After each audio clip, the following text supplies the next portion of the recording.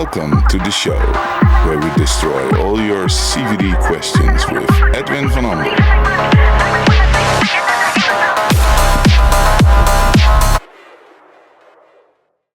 Welcome to another episode of your CVD questions destroyed.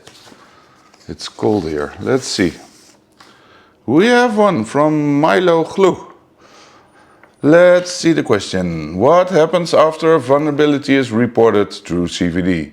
Well, the process is as follows. The report will come in, our triage queue will look at it. If it's valid, then they will pass it on. If it's not valid, we will stop it. If it's incomplete, we will try to get it complete by questioning the reporter.